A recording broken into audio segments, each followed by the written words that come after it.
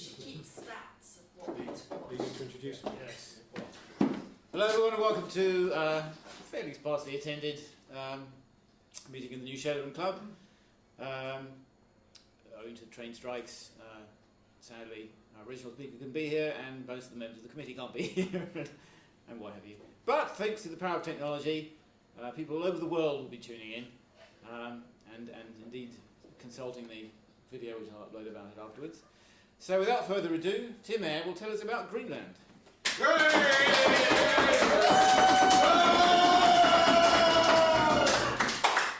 Good evening. Thank you for that rapturous welcome.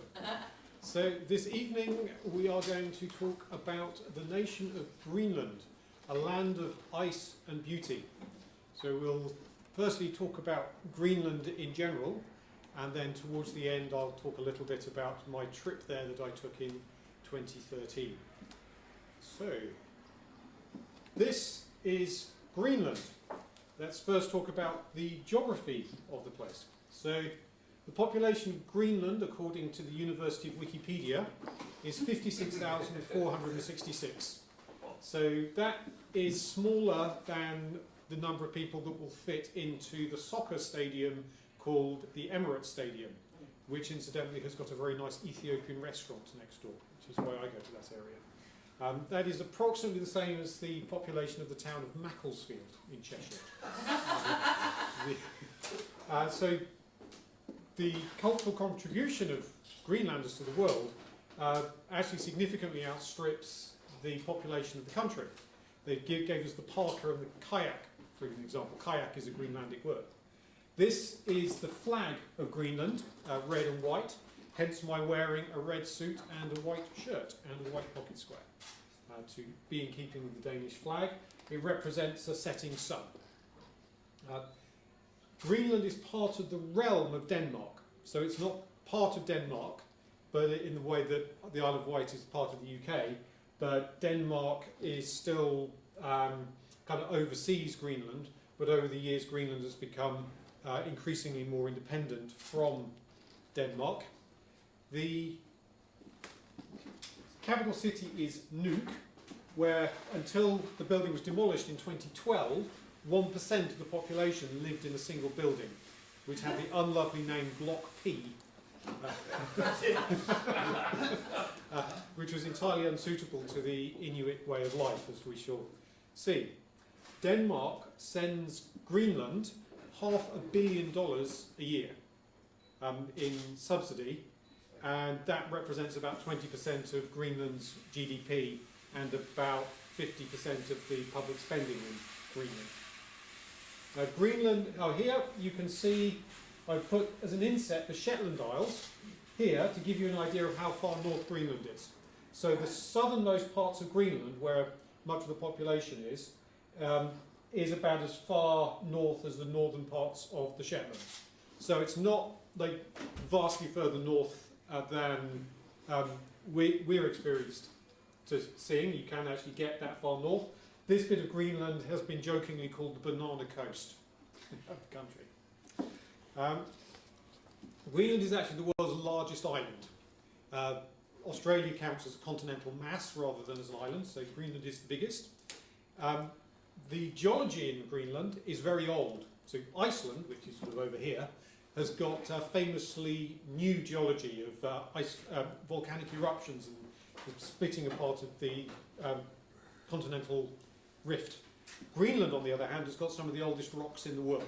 It's a very old landmass, and the rock is very, very hard, and it's beautifully striated for some reason. I haven't never managed to work out what the geology behind it was, but I think there's a picture later that shows that.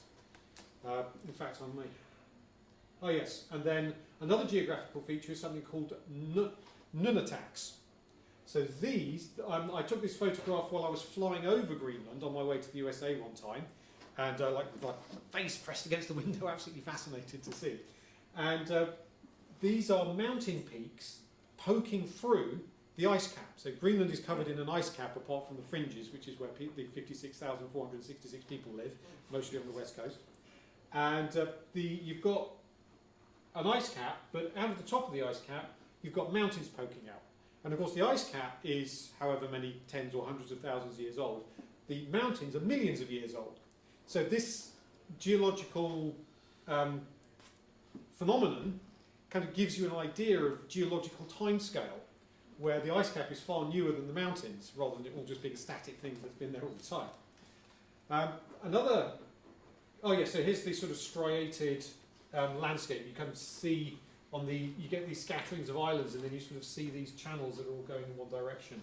So this is also the coast. This is the coast of Greenland, also on that overflight.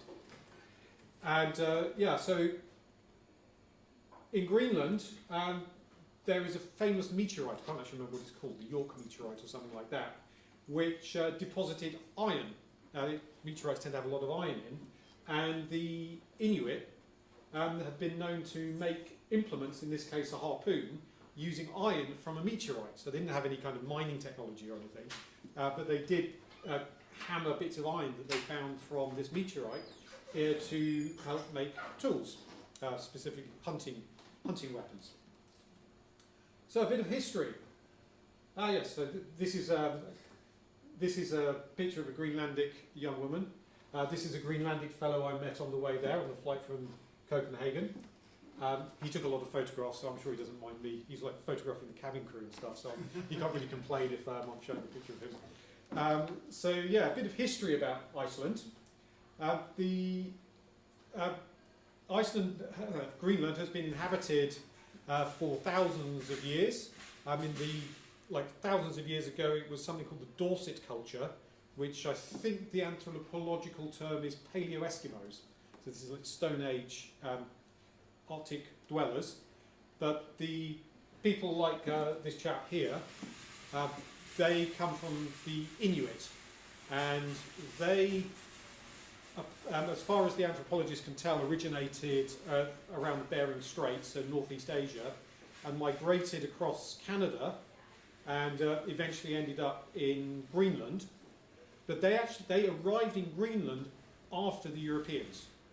So Vikings showed up in Greenland when Eric the Red was exiled from Iceland for killing people, and he went over to Greenland, and by the year 1000 there were Viking settlements established in Greenland, and then the Inuit started to arrive around 1300, 1400 time, and the Vikings called them scalings, which means wretches, which is a bit ironic because the Inuit thrived in that climate and environment, whereas by 1500 it appears that the Vikings had died out. So it's actually a historical mystery what happened to them. They may have just become too inbred. There may have been some harsh winters and they died of famine. There's one idea that they were captured en masse and taken to Newfoundland or something like that, but nobody actually knows. So it's one of those things that lends itself to speculation. Come 1721, a missionary called Hans Egede he knew about these Viking settlements, and he became concerned that, having been isolated from Scandinavia for so long, they may have lost their faith in God, or even worse, still be Catholics. So he arranged for an expedition to go and look for them, and found that they'd all gone. But he found that there were the Inuit there, so he set about converting the Inuit rather successfully, as it turned out, and so now they are Lutheran. With a mix, as you so often get in indigenous populations, it's sort of Lutheran and then sort of mixed in with shamanism, animism type religion as well. And along with the missionaries, you tended to get trade starting.